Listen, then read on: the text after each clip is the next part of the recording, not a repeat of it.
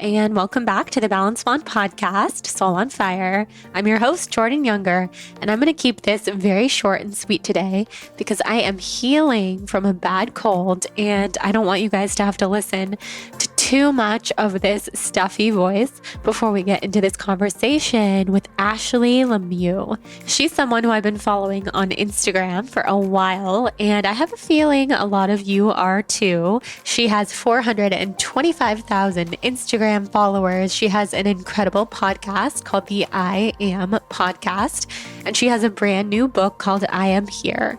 What really captivates me about Ashley and what brought me to following her in the first place after finding her through our mutual friend, Ruthie Lindsay, is that she is so honest. On Instagram, she's so vulnerable. She's been through a lot and she shares her story with so much courage, so much openness, and so much bravery. We go deep into everything that Ashley has experienced and has healed from in this episode, from extreme grief and loss to health issues, the loss of her children last year, and we really go into how she healed and how she found peace and how she finds happiness in her day-to-day life, both her and in her relationship with her husband. I'm so inspired by her and everything that she has been through, and I wanted to share her story here because all of us know to some degree what it's like to go through grief and loss, and I've never heard someone speak about it as eloquently as Ashley. Her and her husband spent the summer in Hawaii and it looked so beautiful. So this episode is not all sad and grief. There's so much light and she is just a ball of light. So I know that you'll really enjoy this conversation and listening to her. Meanwhile, I'm like totally laughing just listening back to this intro so far, like I did a second ago, because my voice is just shot from this cold. And don't worry, it's just a cold. It got tested for all the other things, and I am all good. I am currently 21 and a half weeks pregnant. I can't believe how much this pregnancy is flying by. So either next week or the week after, I'm going to do a pregnancy solo episode or an episode with Jonathan. So feel free to send in your questions via Instagram or on email. And I'm excited to chat with you guys. I miss you guys. I feel like it's been a while since I've done a sit down solo episode, even though it's only been like a month and a half. So before we get into this episode with Ashley, I want to thank our sponsor for today's show, Sakara Life. Sakara Life is my favorite plant-based meal delivery service, and they're not just a meal delivery service. They also have incredible daily wellness essentials like their metabolism super powder, which tastes like chocolate and is incredible for gut health, energy, immunity, and healthy skin. You guys probably see me post about it on my Instagram all the time. I put it in my coffee. I put it in my smoothies. It's incredible. It's so good. I think I said incredible like 10 times because that's the word that comes to mind when I think of Sakara. So with Sakara, I want to tell you all about them. They are a wellness company rooted in the transformative power of plant-based food. Their organic, ready-to-eat meals are made of powerful plant-rich ingredients. They're designed to boost your energy, improve your digestion, and get your skin glowing. What I love about them is that every week is different. They have a menu of creative, chef-crafted breakfast, lunches, and dinners that changes weekly, so you'll never get bored, and it's delivered fresh anywhere in the US. I have tried a lot of meal delivery services, and this is the only one that I come back to again and again. They have really, really done plant-based right. And I know so many people here are looking to eat healthier and live a more plant-based life, but might not necessarily know where to start. Or maybe you don't have a lot of free time to spend in the kitchen, which I totally understand. So Sakara has got you. And we have a special offer for you. Right now, Sakara is offering our listeners 20% off of their first order when you go to sakara.com/balanced and enter the code blonde20 at checkout. That is sakara.com/balanced to get 20% off of your first order. Sakara.com/balanced. blonde20 to get 20% off. And that link is also in the show notes.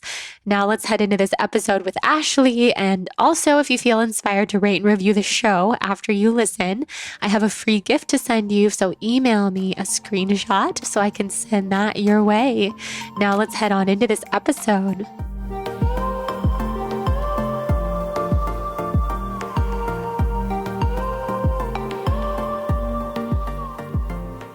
Ashley, I'm so happy that you're here. I've been such a fan of yours for a while now. I came across your Instagram from our mutual friend, Ruthie Lindsay. I'm not sure if you know, she's been on this podcast. She's such a fantastic person. And I know that you guys have done quite a bit together.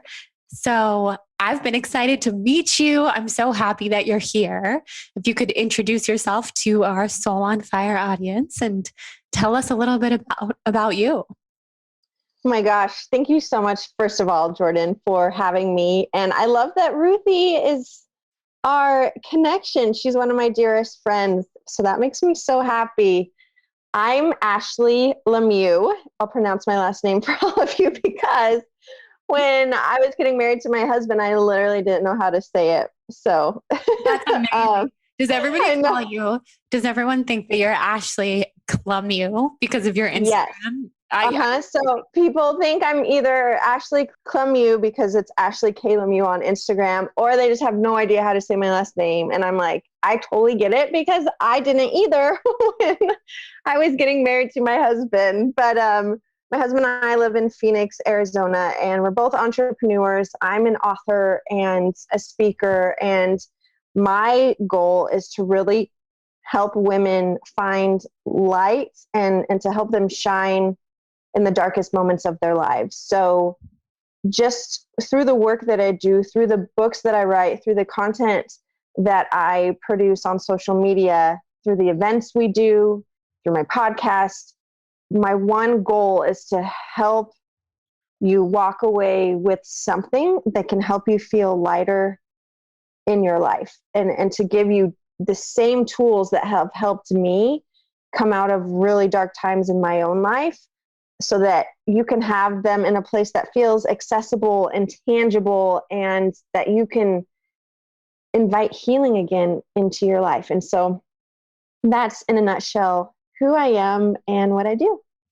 That's so beautiful. You remind me of Ruthie, first of all, just like with so many of the different beautiful ways that you talk and the things that you say and that common thread of healing and so much positivity and optimism mixed in with being really honest and really, really open about everything that you've been through.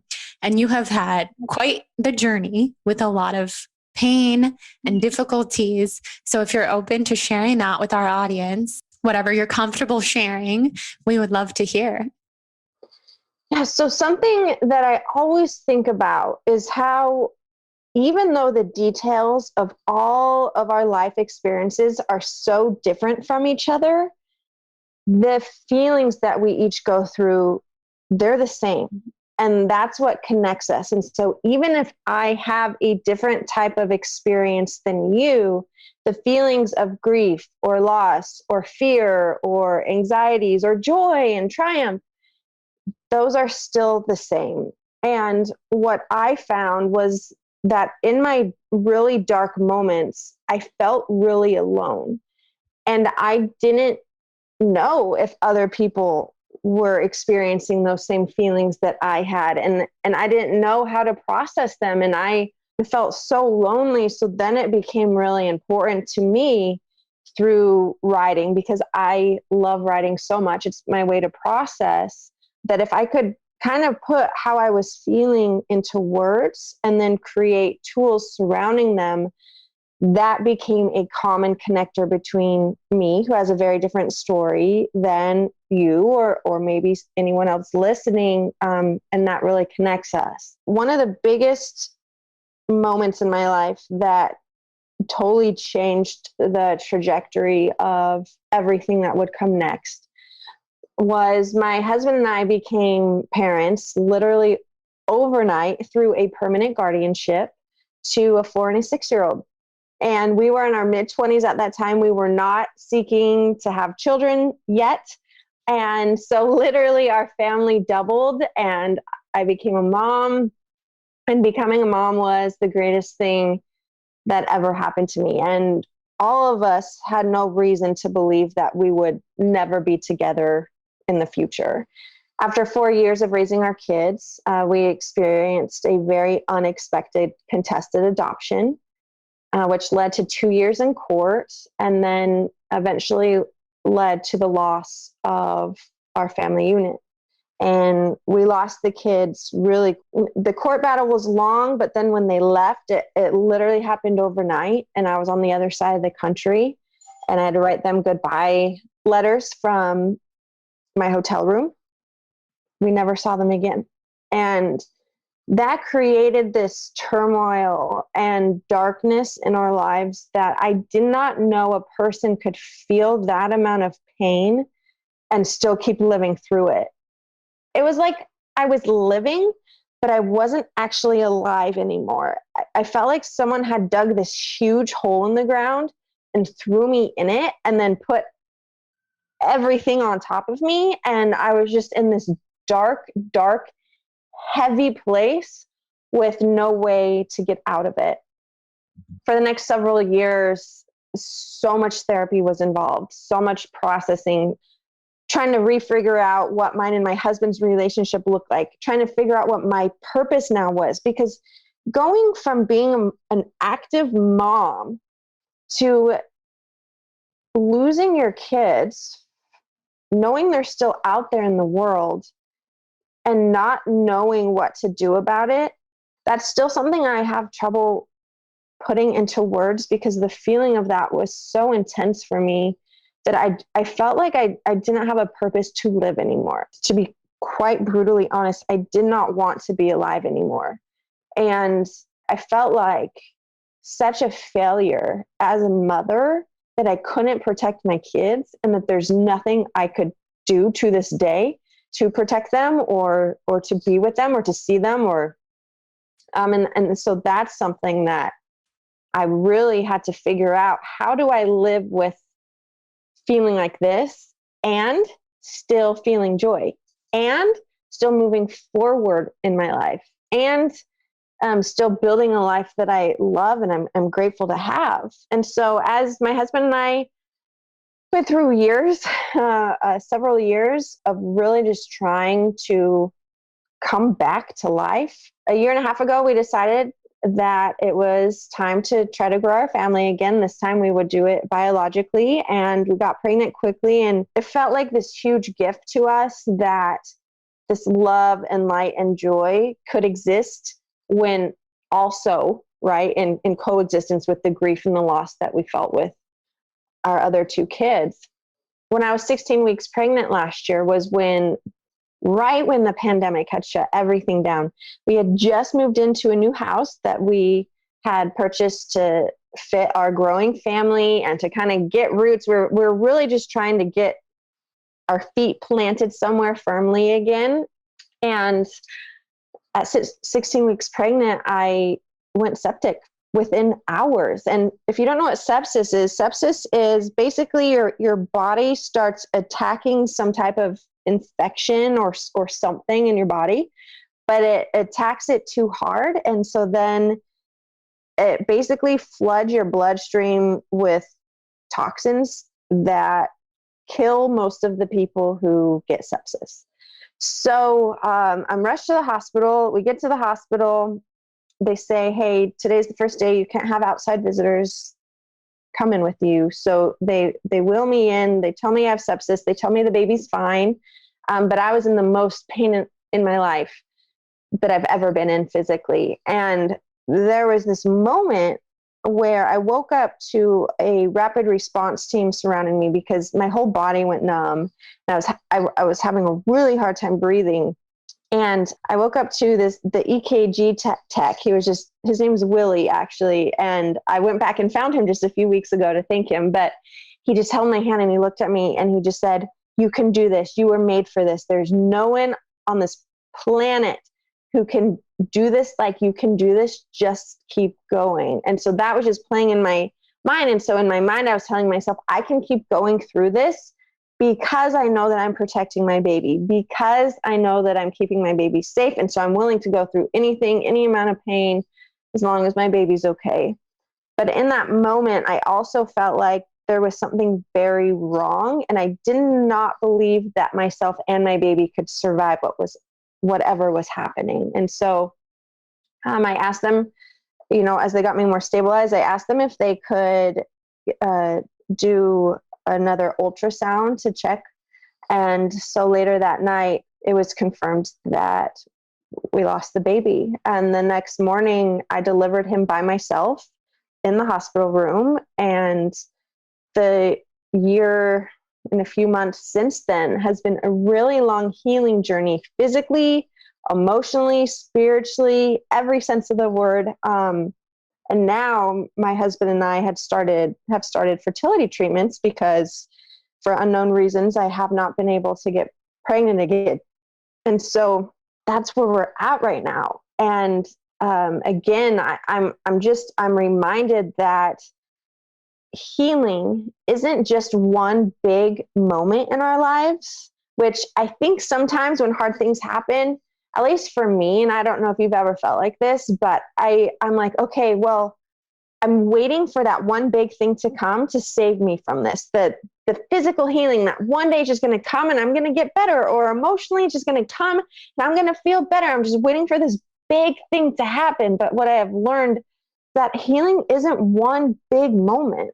It's constant movement. It's constant little moments that we have to actively participate in so that we can keep moving forward. And as I've committed myself to doing that, there's been really beautiful moments in our lives as well. But every day can feel like an uphill battle because grief and loss can be really, really heavy.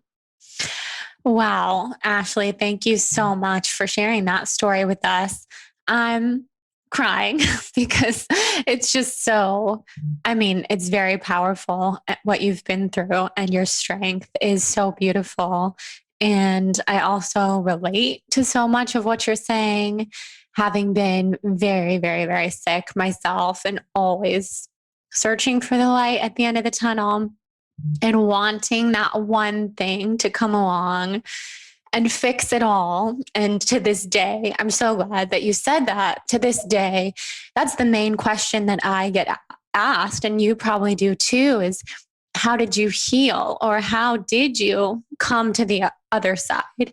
And it's such a hard question to answer because there is no answer. There's no one answer. It's putting one foot in front of the other, finding your own formula for getting out of bed and being happy, finding joy and existing with this pain, but finding that joy again. And you're such a beautiful example of that. And you're going to be an incredible mother soon, when that day comes soon, because I know it will. And you're already a mother, which I obviously have to say, and you already know. Okay, guys, I have a special brand to tell you about today that you're going to love, and I know you will because so many of you are just like me. We are busy women. We are doing a lot. We're running all around town. We want to look polished and put together, but we don't have time to deal with uncomfortable clothing. That is why I only wear yoga pants for the most part, but sometimes you just want to look more put together than walking around in your yoga clothes. So meet Beta Brand. Beta Brand's dress pant yoga pants are designed with the fit and flexibility of yoga pants, but they look like professional dress pants. I'm serious. I just got my second pair. I'm wearing them as we speak, and they're perfect for not only working, podcasting, grocery shopping, yoga, but they're also perfect for pregnancy. I am 21 weeks pregnant. Like I said, these are so stretchy and so comfy. They're made of wrinkle resistant stretch knit fabric, so they look good all day and they even travel well. Plus, they're machine washable and they don't need to be ironed. And that is so helpful because nobody's got time to go to the dry cleaners. There are so many different styles to choose from, like straight leg, skinny, cropped, bootleg, and more. And so many different colors from classic black to fun prints. And they even come in denim. I have just the classic black and I love just a skinny style. But like I said, they have so many different styles. They're so soft, so stretchy, so effortless. Just throw a pair on, add a cute top, and you'll be set with style and comfort for your workday. The best part is they have pockets, so we're talking comfort and function. These pants are designed for real women who need real pockets and have a lot of stuff. We have a lot of stuff, okay? It's amazing to have pockets. They have new colors, patterns, and styles coming out all the time, so be sure to keep an eye out for limited time new releases because they sell out fast. Right now, our listeners can get 30% off of their Beta Brand orders when you go to betabrand.com/blonde. That is BETABRAND.com/blonde for 30% off of your order for a limited time only. And when you use that special URL, you're supporting our show too, which means so much. Find out why women are ditching typical work pants for Beta Brand's dress pant yoga pants. Go to betabrand.com/blonde for 30% off. Now let's get back into this episode with Ashley. What was your kind of formula of all those different things that you found to get to where you are now? I love this question because I think that it's easy to look at other people's stories or other people's lives and say, well, that's good for them, but that's never going to work for me. Healing's accessible to them, but it's not accessible to me. And I think that that's one of the biggest lies that pain and grief repeat in our minds, is that everyone else can have it, but it's not mine. It's not for me. And one of the things that I had to do in the beginning was really learn how to reframe my thoughts. Reframing my thoughts, and it sounds so simple because it is simple. It's simple to think about doing it, but it's really hard to actually do it. But noticing these thoughts of, that's never going to happen for me, or life is so unfair, or these, I mean, we all have our own thought cycles, right? Like the one story or the multiple stories that we just always circulate in our heads. For me, learning how to reframe that helped me create a new path forward instead of this endless loop that never had an end, because the pain of it, the pain could never be satisfied. There had to be a way out of it. So, for example, one of the stories that I would tell myself a lot is that I'm really afraid. I'm really afraid of losing another child. I'm really afraid of my body because I felt like my body has abandoned me. I'm really afraid of bad things happening to people I love. And so it literally would paralyze me from making decisions or from going all in on relationships or just being able to function normally throughout the day because my fear was so intense. And so I started asking myself this question: what is it that I'm so afraid of? What is there something deeper than this fear? Like, is fear really the underlying emotion? Or if I take the time to go deeper, is there something underneath the fear? And then fear is a reaction to that. And so as I would ask myself questions and as I would really just allow myself to sit in the pain and in the fear and think about it, I realized that the reason I was afraid is because of a profound love for the people in my life, because I love my children so much, because I love my family so much. I then get afraid of losing them. So then I started thinking, well, what will happen if I can focus on the love and not focus so much on the fear. And what I learned is that most of us are really afraid of losing the one thing that we actually cannot ever lose because it's eternal. And once we have it, it's ingrained in a part of us forever and always. And that thing is love. And once I realized that the thing I love more than anything in the world, which is love, the thing that sustains me and gives me life and breath and hope and purpose, is also the one thing that no matter what happens, I cannot lose. It helped me break that thought cycle of fear. So if I can reframe my thoughts to create a new thought pattern, then it gives me a new path that I can take forward. And that's something that I feel like is really important. I actually write about it in my new book called I Am Here, because I think that reframing our thoughts is one of the most underutilizing powers. I almost want to call it a power because our thoughts are so powerful, but we also, I think, overlook some of these simple things sometimes because, again, we think something really big has to happen in order for me to heal. But really, it's these patterns that we create in our lives to help us get from where we are to where we want to go. And reframing our thoughts is the very first thing that I would say helped me start changing my life. I totally agree.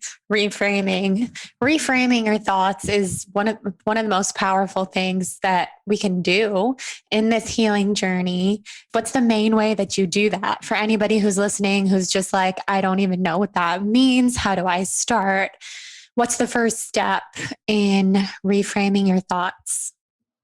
The very first step, which I think is the hardest, is acknowledging what those thoughts are.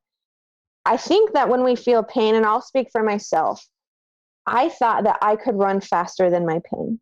I thought that if I could book work until I was just blue in the face because I was just exhausted and running myself ragged, I thought that if we could travel more, I thought that if I could fill my time with these different things that would keep me busy, that I could literally outrun my pain.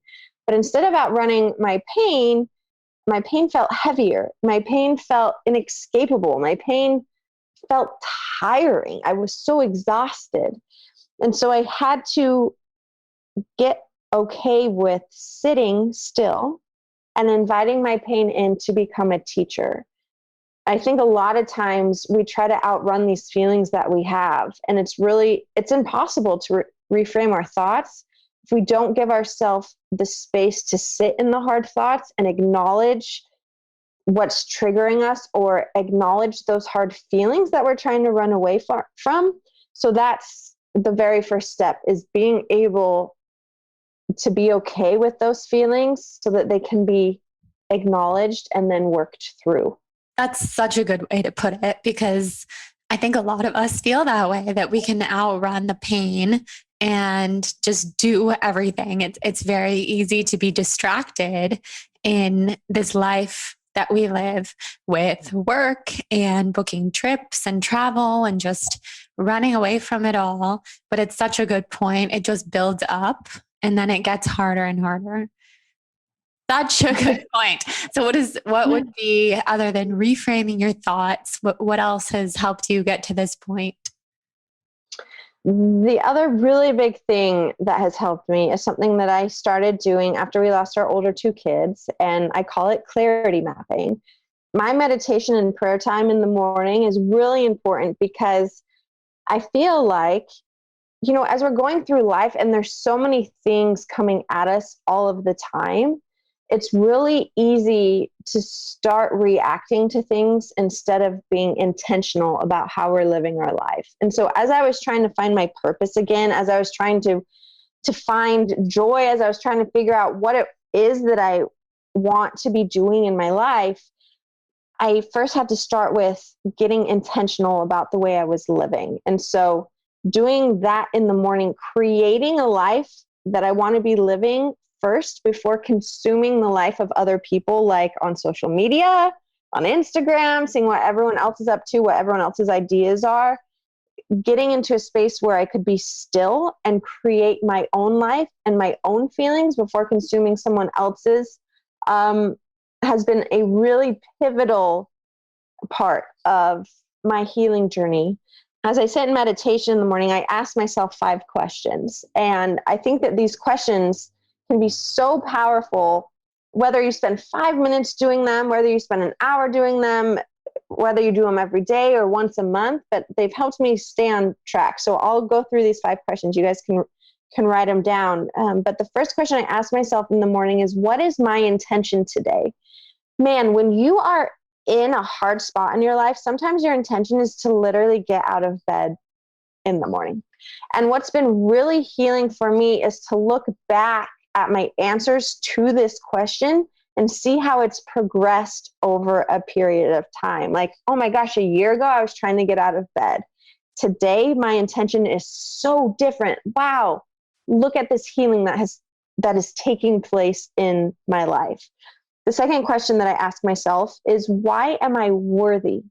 Why am I worthy today to feel joy, to feel love, to feel like I'm enough in this world?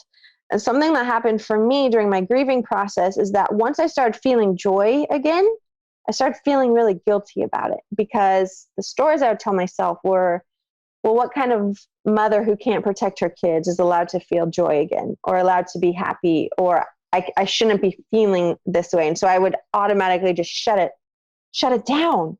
But the reality is that we are worthy because we are, because you exist, because you're here, because you're going to live this beautiful and hard life. You're worthy for all of it.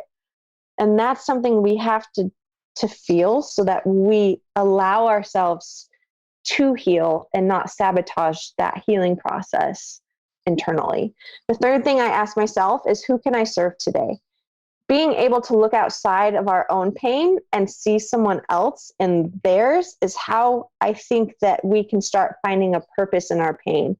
When we can start seeing the people around us differently because of what we've been through, there's a lot of healing that comes through doing that. The next thing I ask myself is, what can I set down today? We carry so many things with us every single day that a lot of times we have no control over. So it feels really heavy. So being able to acknowledge, hey, I'm really stressed out about this thing, but there's nothing I can do about it today. So today I'm going to set it down. And for me, over a period of time, sometimes I write the same thing down for months at a time. But because I'm being intentional about setting it down that way, that day, over a period of time, I noticed that it becomes less of a stress in my life. And then the very last question I ask myself is, how does the truest version of me show up today? I used to ask, how does the best version of myself show up today? But I realized the truest version of me and the best version of me are different, because the best version of me usually is a reaction to what I think other people are wanting from me. But the truest version of me allows me to go into my intuition and really show up into the world how I feel like it's most important for me to show up. So being dedicated to this time in the morning for myself, where I can get really clear on what my day and my time looks like, has brought so much healing into my life that I want everyone to be able to experience. And I'm not going to sugarcoat it and say that it's easy. It's not easy to uncover these answers for ourselves, but it's so important for our healing, and it's so necessary, and we're so worthy of it, that I just want everyone to be able to experience that. That's so beautiful. I'm going to start doing that. That sounds like such a powerful way to take control of your day and to not just set intentions, because that can be, I mean, I love setting intentions, but it can be hard for some people to think of, well, what is my intention and what does that mean? So those 5 questions make it so accessible. I like that. I like that a lot. So I'm so curious, how has this strengthened your relationship with your husband? Because you mentioned something that I thought was so interesting, which was you were parents, and then it was very hard to kind of find who you were individually and as a couple when you lost your children. So how did you find your way back to each other and relearn each other? Oh my goodness. So I feel like our relationship, we've been married 11 years now, but I feel like we've gone through a million lifetimes together. And so the question always is, how do we keep progressing and changing together so that we're not going opposite directions? Because it's very easy. It would have been very easy for us to go our separate ways after we lost our older two kids. And during that time, especially the 2 years we were in court, my husband Mike and we were in survival mode. We had nothing to give each other. It was all going to the kids and then just trying to survive ourselves each day. So the end of the night looked like Netflix and high fives and bed. We were roommates coexisting for this one common purpose of trying to protect our children. But outside of that, there wasn't much else.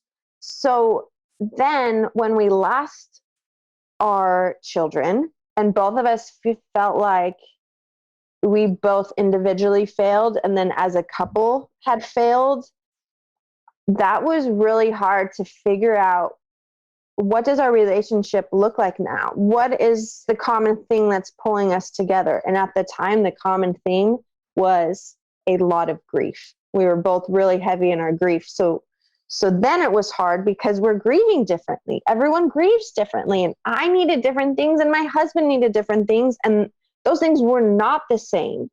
And the way that we felt, my anger and then his quietness, it just created this perfect storm. And so we actually ended up selling everything that we owned and moving across the country to a place where it would just be him and I, and there could be no outside distractions, because we started trying to distract ourselves, which then distracted from our marriage. And one day we sat down and we're like, what we're doing together, trying to heal, isn't working. So we need to figure out what is most important to us, and then how do we rebuild a life around those things, and let's go all in. If we're going to choose to stay together after this, then let's go all in on choosing to stay together and choosing what those things are that help us stay together. So some of those things that we decided were really important for us was individual therapy and couples therapy. We also decided, we started something called check-ins. And every single day we had a designated time during the day that we would have a check-in. And a check-in meant that work stopped, phones were put away, and it created this really safe, just 5 to 10 minute time period where both of us would vocalize how we were feeling in that moment. Because what was happening is that our communication just was lacking, because we were just so mad and upset all the time that we didn't want to talk about it anymore. So we just wouldn't talk. So that time period allowed us to communicate and to understand how the other person was feeling, and anything was game to say, and it stayed safe in that check-in period. And that really, really helped us start coming back together. And now we don't have it every day, but we do say, if we notice the other person is struggling or we're struggling ourselves, there will be times we'll say, hey, can we have a check-in right now? And then that's the signal. Like, it's like the signal code phrase for the other person to know it's time for me to really listen and hear to understand what they're saying, because my partner's going through a hard time. And so having those types of things have really helped us grieve and heal together. All right, guys, let's talk about mushroom coffee. You know who I'm going to say. We're talking about Four Sigmatic. Four Sigmatic has been the longest running sponsor on the show, and that is for a very good reason. That's because this is a brand that I use every single day. Four Sigmatic does so much now, but they are a wellness company that is most well known for their delicious mushroom coffee. Four Sigmatic's mushroom coffee is real, organic, fair trade, single origin, and is full of different types of mushrooms for both productivity and immune support and basically anything else that you're looking for. I've been starting my day with Four Sigmatic's ground mushroom coffee with lion's mane for as long as I can remember. I love how it helps me focus so I can get shit done. It's amazing, and I feel so much more productive when I drink it. It helps me focus like nothing else. What I love about mushroom coffee is it's also really easy on the gut, and it doesn't leave me with that awful jittery coffee feeling or that midday crash. As much as I love my coffee, which you guys know, mushroom coffee truly has it all. All of Four Sigmatic's products are organic, vegan, and gluten-free, plus every single batch is third-party lab tested to ensure its purity and safety. So you know you're getting the highest quality coffee and mushrooms possible. Now, something you're probably thinking is, does this coffee taste like mushrooms? I can guarantee you it tastes just like the coffee you know and love. It brews dark and nutty, and it tastes incredible. They are so amazing. I know you guys are going to love them, and they have worked out an exclusive offer on their best-selling mushroom coffee just for our TBB listeners. Get up to 40% off plus free shipping on mushroom coffee bundles. To claim this deal, you must go to foursigmatic.com/blonde. This offer is only for the Balance Blonde listeners and is not available on their regular website. You'll save 40% off and get free shipping, so go right now to foursigmatic.com/blonde and fuel your productivity and creativity with some delicious mushroom coffee. Wow, that's powerful. And I'm sure the two of you are closer than ever now with having gone through something you never thought you'd have to go through and then go through that as a couple. I'm sure, even though it was so hard, that it made you stronger together. Like you guys could go through anything together now. Yes, and I think, something that we always remind each other, and that I remind myself, is that those times that I feel so lonely, I always think the only person in this world who knows how I feel, who gets it, who like really understands, is Mike. And so this could really either drive a wedge between us, or we can really lean into the fact that the only other person who really can comprehend how I feel is my spouse. So let's figure out how to process these feelings together so that we can support each other and keep moving forward through it. I love it. That's so beautiful. You guys are so inspiring. So something that you posted on Instagram, I think it was yesterday, I'm actually looking at it right now, it was 2 days ago, was that you basically were telling yourself this whole summer, you've spent this beautiful summer in Hawaii. So people who don't follow you should go look at all the Hawaii photos and all the beautiful, beautiful summer that you've had. You posted that you were really hoping and using the end of the summer as a time marker of hoping to be pregnant again. And how are you dealing with the whole timeline thing and timelines just not turning out the way that you hoped?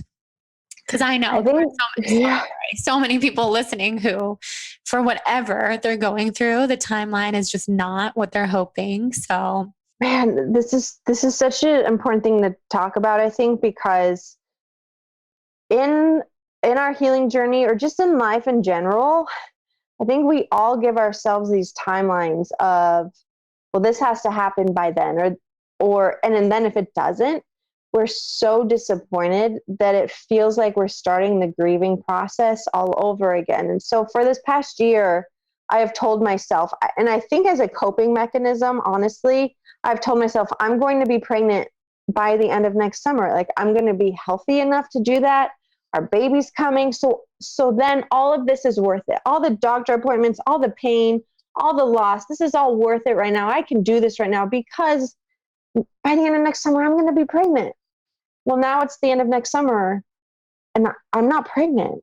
And it's really hard to start wrapping your mind around life when it looks different than what you wanted it to be looking like or what you expected it to look like.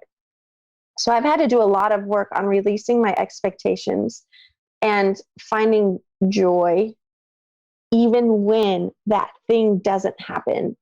And I don't say this in a way to be for this toxic positivity of, well, it's okay because you have all these other blessings. No, I say this from a place of, I know how freaking painful it is to still not have that thing that you want more than anything come. I know how painful it is to wake up every day and do the brutal work of trying to heal and to just keep going, to only experience more disappointment. I know what that feels like, but I also know the other side of things, that even in that process, even in that journey, there is still so much beauty and joy and love and healing that can come. And I believe that it all leads to our ultimate healing. And even if life looks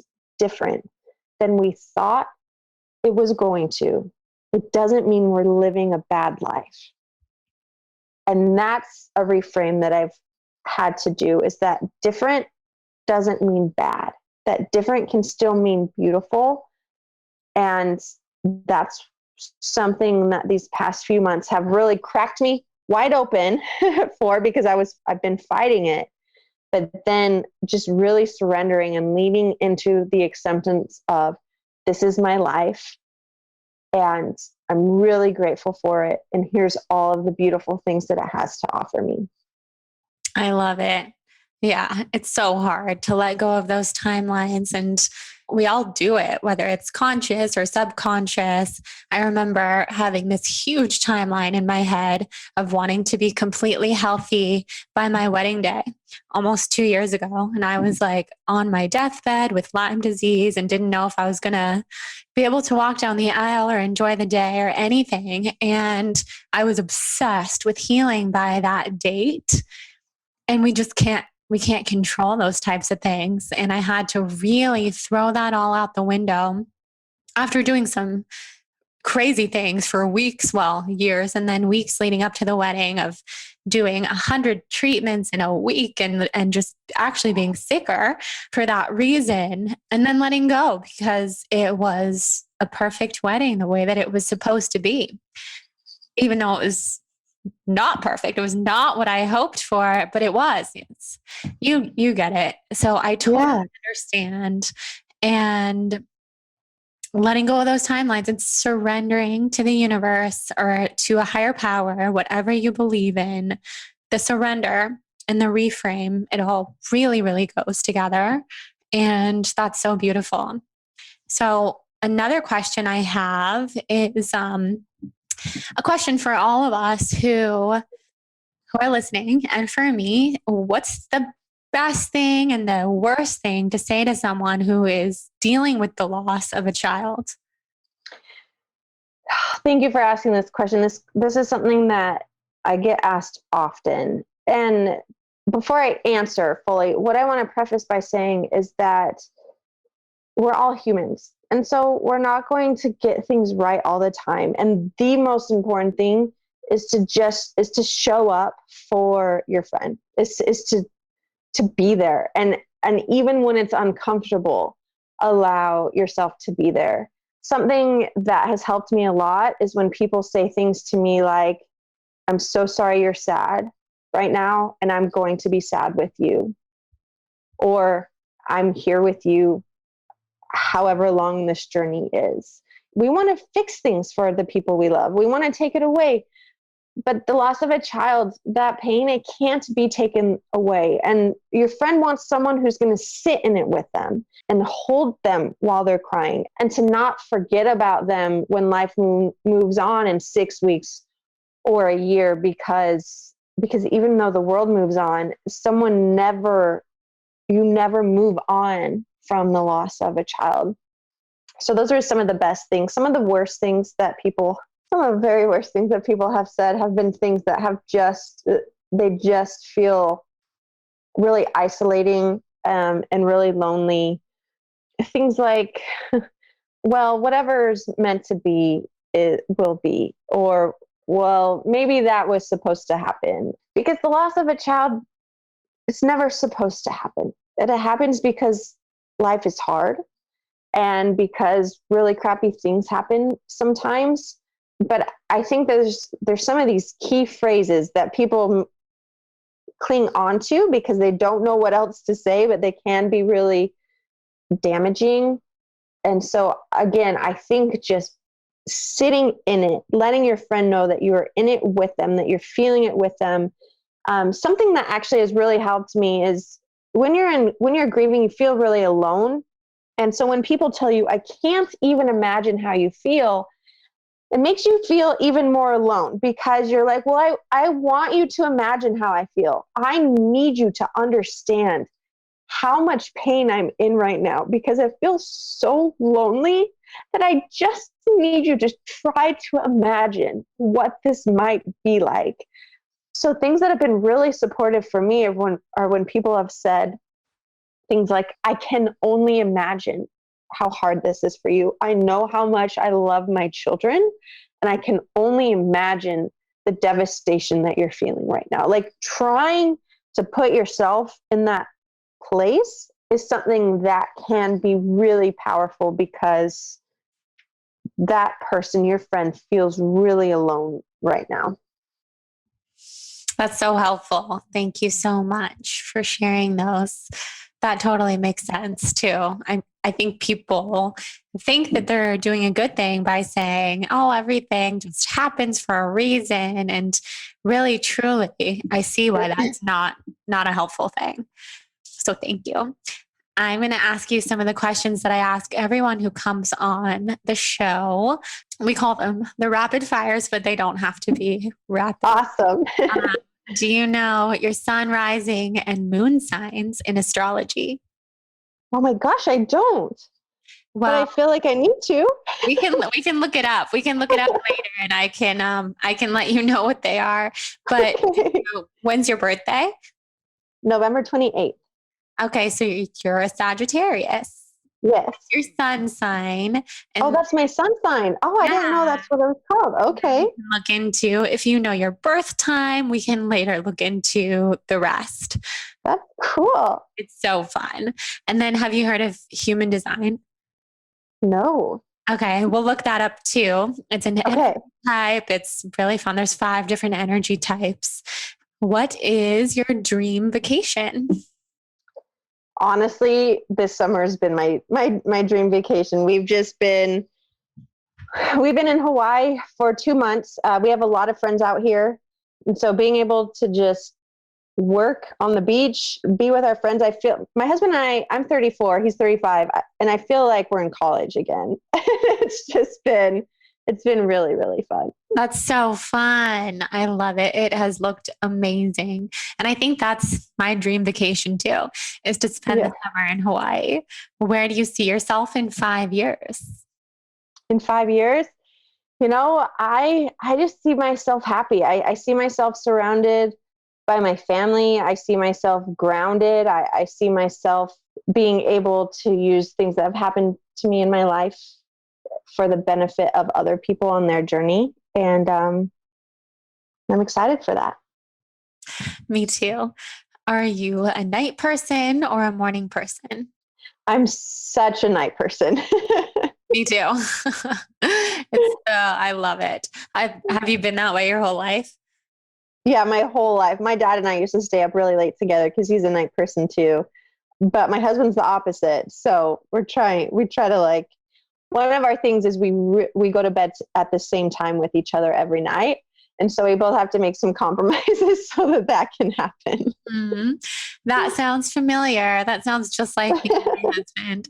He can like spring out of bed at 5 a.m. with so much energy. Yes. Exact opposite. Like, what is happening here? So funny. Coffee or tea? Tea. If you were a color, what color best represents your energy? Yellow. I totally see that. If you could give yourself one piece of advice 10 years ago, what would it be? Life's going to be really hard, but keep going. And this is the Soul on Fire podcast. So what sets your soul on fire? Oh my gosh, what a great question. Connecting with other people, connections, whether it's in my family or strangers or people on the internet, finding things that connect us as humans sets my soul on fire. Beautiful. And what's on the horizon for you? That's a really good question. And right now, all I know is that joy is on the horizon. I don't know what the details are. And I know that it's going to be a lot of time with family, a lot of slowing down. And I'm open to receive whatever that looks like. Love it. And where can everyone find you? You guys can all come find me. I love our Instagram community so much. So come find me on Instagram at Ashley K. Lemieux. And you can also find my new book, I Am Here, that goes over a lot of what we talked about today. You can find that wherever books are sold. And I hope that you guys come and say hi. Definitely. Yes. Go say hi to Ashley. Tell her that you came from the podcast. This was so beautiful. Thank you for being so open with us and sharing your heart and sharing your story. I just love this conversation. Thank you so much for having me. It truly is my privilege to be able to have this conversation. And thank you for letting me get on your platform to talk to your people. And this was great. So thank you so much, Jordan. Thank you so much. Okay, thank you so much for listening to this episode with Ashley. I loved talking to her and getting to know her in this episode. You guys know I really only have people on the show who I know personally, and if I don't know them personally, then I have to be a big fan. That's the only way that I feel like I can have an organic, natural, authentic conversation with someone. And Ashley is one of those people who I met on this episode, but I've been a big fan of hers for over a year, and I'm so happy that I got to meet her and have her on the show and share this conversation with you guys. I'm happy that when we did this podcast episode, I was not sick like I am now. So hopefully it was easier to listen to than my stuffy voice at the moment. So again, I'll keep this short and sweet. I'm really thankful to Ashley for sharing with us from the bottom of her heart such vulnerable moments in her life and how she dealt with the fear and the loss and the grief and the pain and moved forward, living in the light. That is truly what we can all hope for. Life deals us some crazy circumstances at times where we can't even imagine why or how or what the greater purpose of it is. And Ashley has moved through those challenges that she has faced with so much grace. I'm really, really, truly inspired. I cried when she was talking in this episode because her story just moved me so deeply. So I hope that you too feel moved and inspired and reinvigorated after listening to Ashley talk. And if you have been through anything similar, just know that we are sending you love. We're here, we're sending you light, and you're not alone. Thank you to our sponsors of today's show, Sakara Life, Beta Brand, and Four Sigmatic. You can find the links to all of those brands in the show notes with incredible discounts that I have for you guys. And if you feel inspired to rate and review the show on iTunes, send me a screenshot to jordan@thebalancedmom.com so I can thank you by sending you my free yoga ebook as a gift. With that, I'm going to go rest my voice and continue to heal. And I hope everyone has an incredible soul on fire day. I cannot wait to talk again next week. Talk soon. Love you guys.